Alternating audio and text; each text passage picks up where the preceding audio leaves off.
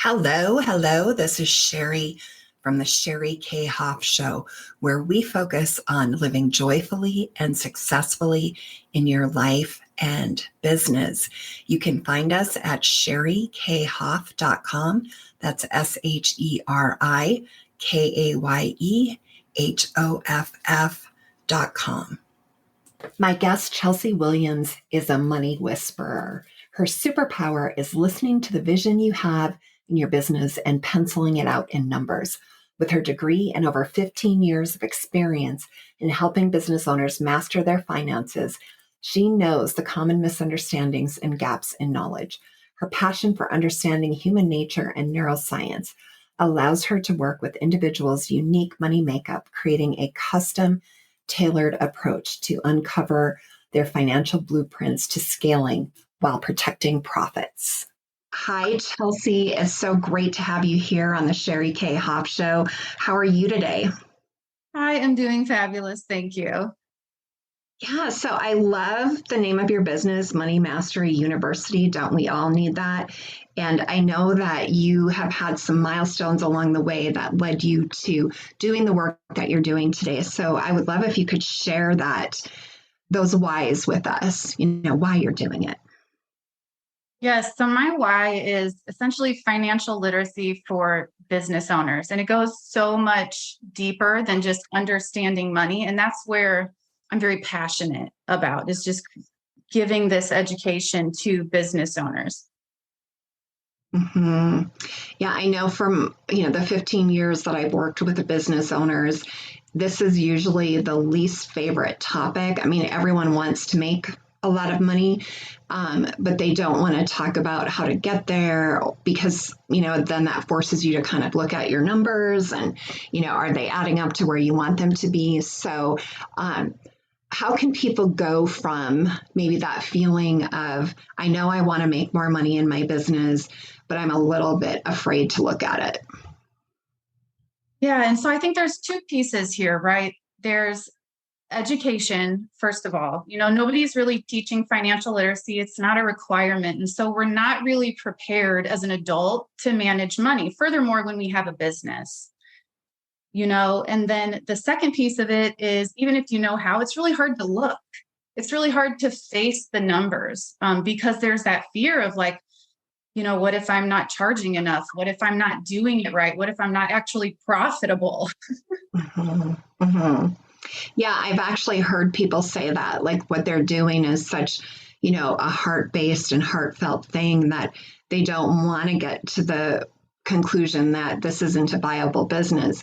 But what I've found is there are very few businesses that aren't viable. It's the plan and it's the model that the person is using. Usually if they shift something, they can still keep that heartfelt, this is what I love about my business and this is what I love that I'm sharing with people, and be profitable at the same time. Yeah, you're right. Because the truth is you have options. That's the beauty of being an entrepreneur and creating your own business. If it's not profitable, okay, then what? Like, how do we pivot? How do we change things so that it is? Mm-hmm, mm-hmm. And when you look at, successful people in all areas of life, every single person that's had longevity, over 5 years, 10 years, 15 years, 20, 30 years, they all have this amazing ability to transform. And so if you look back at what they were doing 15 years ago, even though the heart of what they're doing might be the same, it might look completely different, 15 years from the time of starting. And it actually should, because everything evolves and changes. So instead of having the, oh my gosh, this isn't working, what do? I put all this energy into it. Look, I think people should look at it like, this is my opportunity. This is my transformation moment.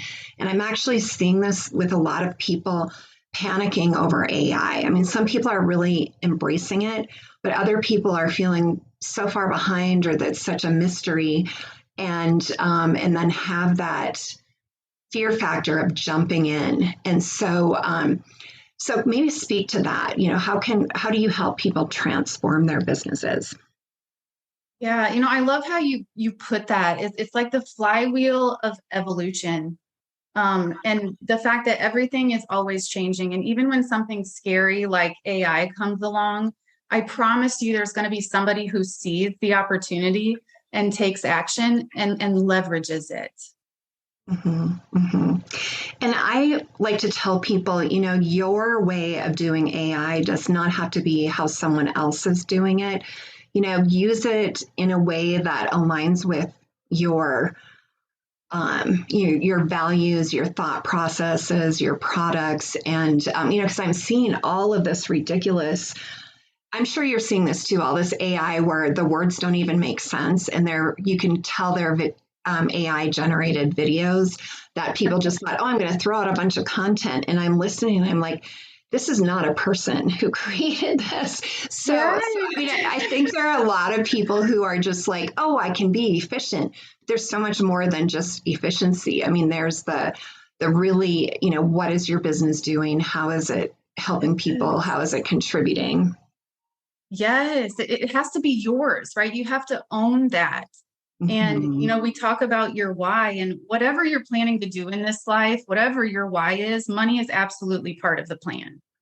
And Mm-hmm. so, helping people realize that money is just a tool. You got to create the plan, and money is energy. Money will flow. When you have the plan, the purpose, the vision, it will happen. It's only a matter of time. You just have to, figure out what your options are. So like the Mm-hmm. first thing we do is answer that question of what is your number? Okay, you want to make more sales. How much more sales? And it's easiest to start at home, right? Like, what do you, because we started these businesses to serve us, right? And other people and clients, but to serve us. And Mm-hmm. so, what does that look like for you at home? How much do you want to travel? How much do you have people that you love that you want to take care of? What is your number at home? Because that number can be reversed engineered into your business because that's your business's role, right? Mm-hmm. Is to fulfill that number. And if we can reverse engineer the numbers, that's why I love numbers. It's simple math, but it will show you your vision. It will quantify it for you. And it gives me goosebumps thinking about it because this is the power of understanding your money and your numbers and then working through the process of getting to that place. Mm-hmm. And I like, that number at home. I like to create three of those numbers. Like I like to have one that's the safety number. This is, what I need to feel like I'm paying my bills, I'm making it, my head's above water. And and then I like to have a comfort number, which is okay, I'm comfortable here, I have extra, I'm building, I'm able to invest some. And then I like to have a wealth number because I love to stretch. Like I'll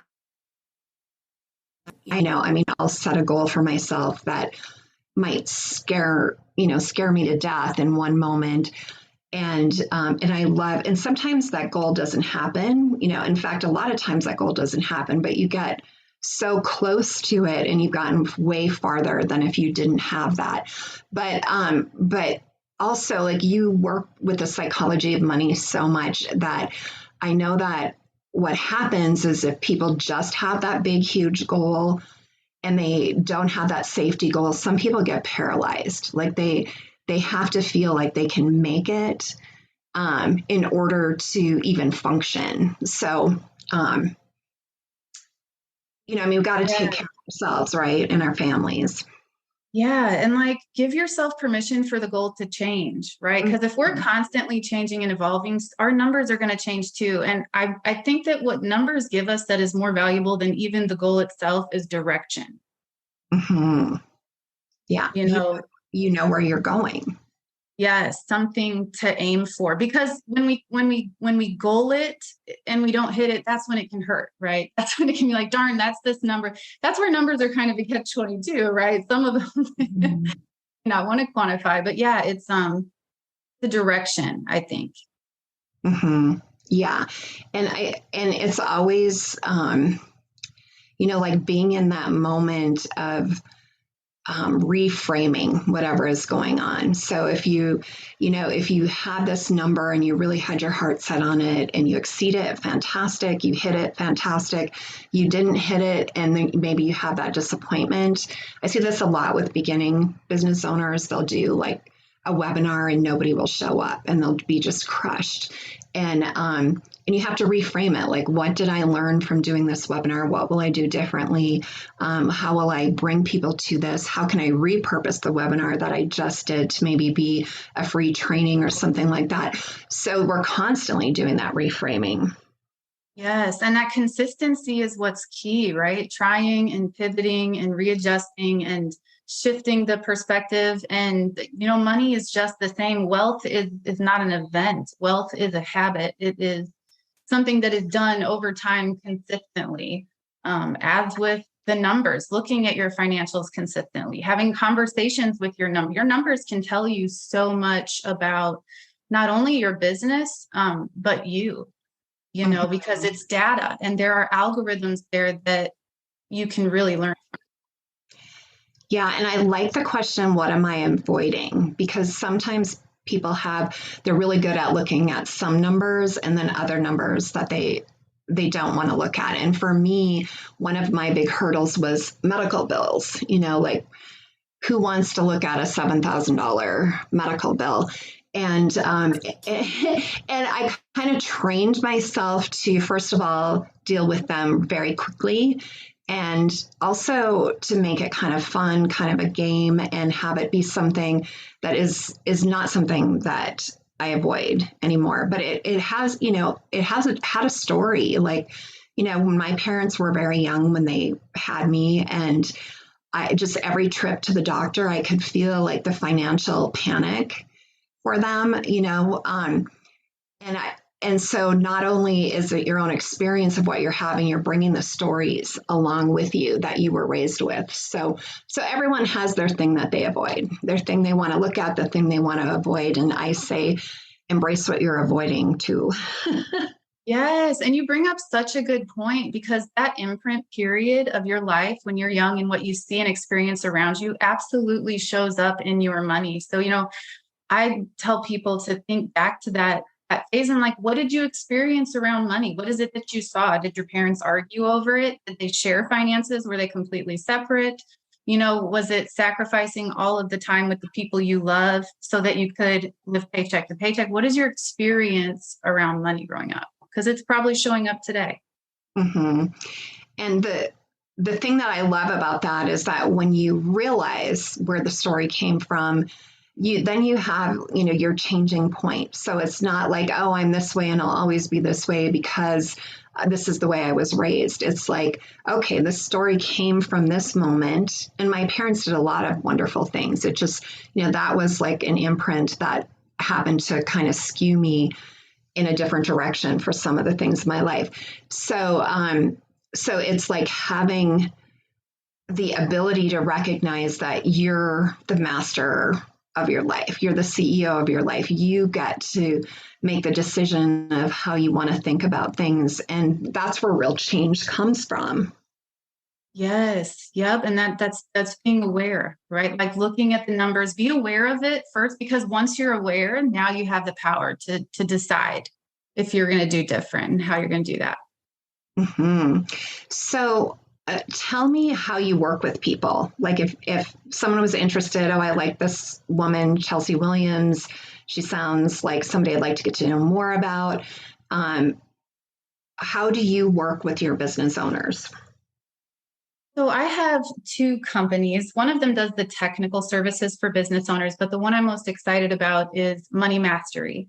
And this program is for entrepreneurs and teaches them how to be the CFO of their business and life. So we go through and create the blueprint, the reverse engineering, and then support them on kind of their journey to figuring all of this out. Mm-hmm. Well, that sounds really empowering. Yes, exactly. Yes. The education. Yeah. So were you always your whole life interested in financial things, or were you surprised at kind of where you ended up? It was by complete accident. they told my generation to go to college for healthcare. And so I did, and that's where I stumbled on my accounting class. And it made so much sense to me that I just followed it. And it's been this direction ever since.